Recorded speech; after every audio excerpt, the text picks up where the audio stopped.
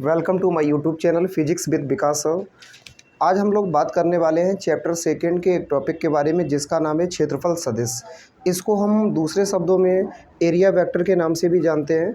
चलिए देखते हैं। ध्यान दो बेटा, इधर कंसंट्रेट करो। सबसे पहले अगर बात करें कि क्षेत्रफल सदिश क्या होगा तो थोड़ा सा इसके बारे में बात करने से पहले हम बात कर लेते हैं थोड़ा एक कॉन्सेप्ट के बारे में जिसको हम लोग अदिश राशि और सदिश राशि के नाम से जानते हैं। अगर हम आपसे कहें बेटा कि अदिश राशि क्या होती है, सदिश राशि क्या होती है, तो आपने क्लास 9th में और 11th क्लास में पढ़ा होगा। वे सभी भौतिक राशियां जिनमें परिमाण की ज़रूरत पड़ती है लेकिन दिशा की नहीं, वो सारी अदिश राशियां होती हैं। और सदिश राशियों के लिए आपने पढ़ा होगा वे सारी राशियां जिनके लिए परिमाण और दिशा दोनों की आवश्यकता होती है। अर्थात जिसमें परिमाण और दिशा दोनों कंपलसरी है उसको सदिश राशि कहते हैं, जिसमें केवल परिमाण की आवश्यकता होती है उसको हम अदिश राशि कहते हैं। इसके पहचान के लिए एक शॉर्ट ट्रिक भी होती है जिसको हम जानकारी के लिए बता दें, और ये ट्रिक आपकी 99% ही काम करती है, 100% नहीं। क्योंकि 1% रिलीफ इसलिए है क्योंकि हर टॉपिक का एक अपवाद होता है, वहीं यहाँ भी इसका एक अपवाद रहेगा। अगर किसी भी राशि में वावट आता है, जी हाँ, अगर किसी भी राशि में वावट आता है तो वो राशि कौन सी राशि होती है? सदिश। कौन सी होगी बेटा? अगर किसी भी राशि में वावट मिले तो समझ जाइए वो कौन सी राशि है? सदिश। जैसे वेग हो गया, विस्थापन हो गया, त्वरण हो गया, बल हो गया, ये सारी राशियां सदिश हैं क्योंकि इसमें वावट या बावकड़ी मिली है। अच्छा, अदिश राशि वो है जिनमें परिमाण की तो ज़रूरत पड़ती है लेकिन दिशा की आवश्यकता नहीं पड़ती, उन सभी राशियों को अदिश राशि कहते हैं। जैसे अगर उदाहरण के तौर पे बात करें, आम तौर पे जैसे द्रव्यमान हो गया जिसको हम वजन कहते हैं, तो बताइए बेटा जो द्रव्यमान है, क्या द्रव्यमान में किसी प्रकार की हमें दिशा की आवश्यकता पड़ती है? जैसे समय हो गया, क्या समय में हमें किसी प्रकार की दिशा की आवश्यकता पड़ती है? जब आप बाज़ार में सब्जी लेने के लिए जाते हो तो दुकानदार से क्या कहते हो?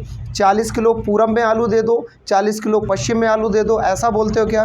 सीधा क्वांटिटी बताते हो। तो द्रव्यमान चाहे पूरब हो, चाहे पश्चिम हो, चाहे उत्तर हो, चाहे दक्षिण हो, द्रव्यमान सदैव द्रव्यमान होगा। इसीलिए द्रव्यमान कैसी राशि है? अदिश राशि है। अगर किसी व्यक्ति से, चलते हुए व्यक्ति से आप समय पूछते हो, अमूमन उस व्यक्ति से कहते होगे कितना टाइम हुआ, तो वो व्यक्ति आपको बता देता है कि सुबह 5:40 हुए, सुबह 9:10 हुए। आपको ये बताता है कि पूरब में 9:10 हुए, पश्चिम में मुड़ जाओगे तो 10:42 हो जाएंगे। ऐसा कभी बताया क्या? नहीं बताया ना। यानी समय एक ऐसी राशि है जो कि अदिश राशि की श्रेणी में आती है, अर्थात इसका मान कभी भी द्रव्यमान पर इसका मान कभी भी दिशा पर निर्भर नहीं करता। अच्छा, अब बात कर लेते हैं कि क्षेत्रफल सदिश राशि होती है कि अदिश राशि। अगर हम ट्रिक के हिसाब से चलते हैं तो इसमें वावट हमें कहीं नहीं मिला। जी हाँ, वावट कहीं नहीं है, इस हिसाब से ये कैसी राशि हो गई? अदिश। अगर हमने आपसे कह दिया ये अदिश राशि है तो आप भी कह रहे होंगे बात तो सही है, अदिश राशि तो वैसे भी है। जी हाँ, आपने अभी तक जो पढ़ा है वो यही है कि क्षेत्रफल एक अदिश राशि होती है। लेकिन यदि हम आपसे कहें कि क्षेत्रफल सदिश राशि है तो आप कंफ्यूज हो जाओगे। तो आपकी जानकारी के लिए हम बता देते हैं कि क्षेत्रफल अदिश राशि भी है और क्षेत्रफल सदिश राशि भी है। क्षेत्रफल एक ऐसी राशि है जो दोनों में आती है, अर्थात इसमें दिशा और परिमाण दोनों की ज़रूरत पड़ती भी है और केवल परिमाण से भी काम चल सकता है। अब बात करते हैं कैसे। तो एक एग्जाम्पल के लिए हम आपसे बात कर लेते हैं। जैसे हमने मान ली मेरे पास एक ये बुक है, एक कॉपी है, एक डायरी है। आप बताइए, इस डायरी को हमने इस पोजीशन में पकड़ के रखा है। अभी भी ये डायरी आयताकार शेप में, एक रेक्टेंगुलर शेप में है, यानी इसकी ये वाली भुजा इस वाले भुजा के बराबर है और ये वाली भुजा इस वाले भुजा के बराबर है। आमने सामने की भुजाएं आपस में बराबर है, यानी अभी भी ये डायरी है और आयताकार रूप में है। इसको अगर हमने ऐसे पकड़ लिया, अभी भी ये डायरी है और आयताकार रूप में। इसको अगर हमने ऐसे पकड़ लिया, अभी भी ये डायरी और आयताकार रूप में है। बताइए क्या इसका क्षेत्रफल और क्षेत्रफल का मान, इसके क्षेत्रफल का मान दिशा पर निर्भर किया? दिशाएं बदलने पर भी इसका क्षेत्रफल वही रहा जो आयत के आकार का था। इसको हम किसी भी प्रकार से इसकी दिशा बदल दें, इसके क्षेत्रफल में कोई परिवर्तन नहीं आएगा। यानी इस हिसाब से हम कह सकते हैं कि क्षेत्रफल एक अदिश राशि है। लेकिन कुछ विशेष स्थितियों में, जी हाँ, कुछ विशेष स्थितियों में इस बात का हमें ध्यान रखना है कि क्षेत्रफल एक सदिश राशि की श्रेणी में भी आता है। समझ लीजिए, कुछ विशेष स्थितियों में क्षेत्रफल सदिश राशि की श्रेणी में आता है। कैसे? जैसे हमने मान लिया ये कुछ रेखाएं हैं, इस प्रकार से निकली हुई हैं। अब हमने एक मोबाइल फ़ोन लिया अपने हाथ में और इसको यहाँ इस प्रकार से रखा। रखने के बाद में मोबाइल फ़ोन से होकर निकलने वाली जो बल रेखाएं हैं वो 1 2 3 4 5 हैं कि नहीं है। हम मोबाइल फ़ोन की दिशा बदल देते हैं। अभी ये लंबवत है, इसको हम समांतर कर देते हैं इस प्रकार से। अब बताओ बेटा, बल रेखाएं कितनी निकली है मोबाइल से होके? 3। ऊपर की जो 2 थी वो कम हो गई, यानी दिशा बदलने पर इसके मान में प्रभाव पड़ा। इस दिशा बदलने पर इसकी वैल्यू पे इफेक्ट पड़ा। यहाँ पे ये क्षेत्रफल किसका काम करेगा? सदिश राशि का। जानकारी के लिए हम बता देना चाहते हैं कि क्षेत्रफल एक अदिश राशि भी है, क्षेत्रफल एक सदिश राशि भी है। जिस स्थिति में दिशा के अनुसार क्षेत्रफल प्रभावित हो जाए वो हमारी सदिश राशि है, और प्रभावित ना हो वहाँ हमारी क्षेत्रफल अदिश राशि है। अब हम बात कर लेते हैं यहाँ की कॉन्सेप्ट में। तो यहाँ की कॉन्सेप्ट में आप एक बात याद रखो कि क्षेत्रफल की दिशा क्या होगी, इसको हम कैसे समझा सकते हैं। तो सदैव याद रखो, किसी भी सतह के लंबवत सदैव क्षेत्रफल की दिशा होगी, किसी भी सतह के अभिलंबवत सदैव क्षेत्रफल की दिशा होगी। क्षेत्रफल की दिशा सदैव उस सतह के पृष्ठ के लंबवत अभिलंबवत ऊपर की ओर होगी, लेकिन 90 डिग्री के एंगल पे होगी। फॉर एग्जांपल, मान लो सपोज करो फिर से हमने ये डायरी हाथ में पकड़ी।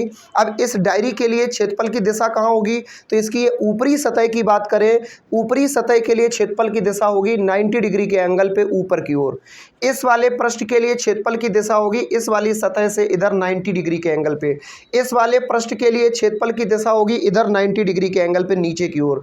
इस वाले सतह के लिए क्षेत्रफल की दिशा होगी इसके पृष्ठ के अभिलंबवत 90 डिग्री के एंगल पे। यानी सरल भाषा में अगर हम यहाँ पे इस प्रकार का एक शेप क्रिएट करें, ये रहा, इसमें अगर हम बताएं कि इस पूरे क्षेत्रफल के कारण दिशा कहाँ होगी, तो दिशा होगी इसके सतह के क्षेत्रफल के अभिलंबवत ऊपर की ओर। क्योंकि ये डायरी वही डायरी है जिसको हम हाथ में इस प्रकार से पकड़े हुए हैं। अगर इस डायरी को हम नॉर्मल उठाते हैं यहाँ से तो कैसा पकड़ेंगे? ऐसा। अब बताओ बेटा, इसकी दिशा कहाँ है? ऊपर की ओर। तो यहाँ पे याद रहे, इसी डायरी की जो दिशा होगी इसके क्षेत्रफल के अभिलंबवत ऊपर की ओर होगी। अगर हम बात करें किसी सतह के निश्चित भाग के कारण क्षेत्रफल की दिशा, इस पूरे पृष्ठ के कारण इस निश्चित भाग, हमने यहाँ पे निश्चित क्षेत्रफल ले लिया डीए, इस डीए के कारण अल्पतम क्षेत्रफल के कारण क्षेत्रफल की दिशा होगी तो इसके पृष्ठ के अभिलंबवत 90 डिग्री के एंगल पे। अगर यहाँ पे ये बिंदु माने तो क्षेत्रफल कहाँ होगा बेटा? इधर 90 डिग्री के एंगल पे। इस बिंदु के लिए क्षेत्रफल की दिशा देखें इस पृष्ठ पर तो वो कहाँ होगा बेटा? इधर 90 डिग्री के एंगल पे। अगर यहाँ क्षेत्रफल की दिशा देखें तो यहाँ पे नीचे की ओर 90 डिग्री के एंगल पे। सरल भाषा में क्षेत्रफल की दिशा सदैव उसकी सतह के पृष्ठ के अभिलंबवत ऊपर की ओर होती है। अगर मान लो सपोज करो हम सामने से टॉर्च जलाते, जी हाँ, सामने से टॉर्च जलाते और सीधा प्रकाश इसके सरफेस पे पड़ता है, तो अभी जब इसको हमने इस प्रकार रखा है तो जो सरफेस है इतना आयताकार रूप में, वृहद रूप में है, और टॉर्च आती है इसके पूरे सतह पर फोकसित हो जाती है। हो जाती कि नहीं हो जाती? इसकी दिशा बदल दी। अब बताओ, अब दिशा हमने ऐसी कर दी।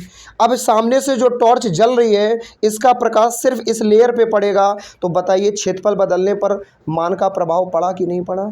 जिन जिन स्थितियों में क्षेत्रफल के अनुसार, सरल भाषा में जिन जिन स्थितियों पर मान दिशा के अनुसार प्रभावित हो जाता है वहाँ पे ये क्षेत्रफल सदिश राशि है, नहीं होता है वहाँ अदिश राशि है, और क्षेत्रफल की दिशा सदैव उसकी सतह के अभिलंबवत 90 डिग्री के एंगल पे होती है।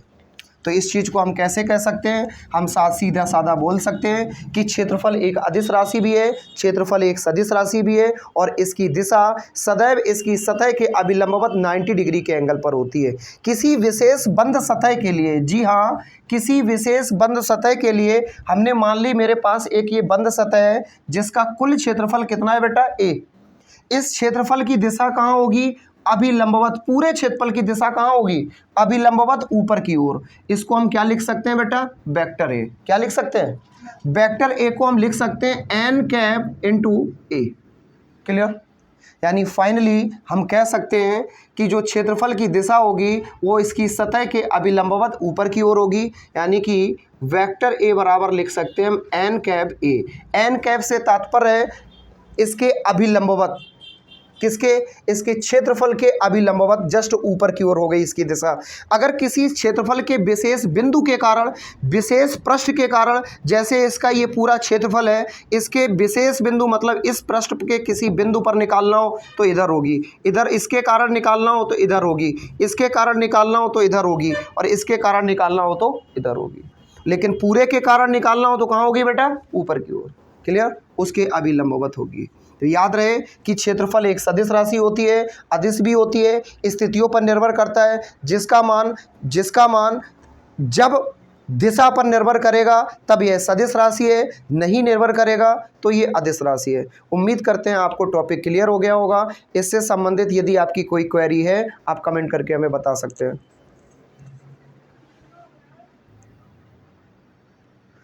स्क्रीनशॉट ले लीजिएगा आप।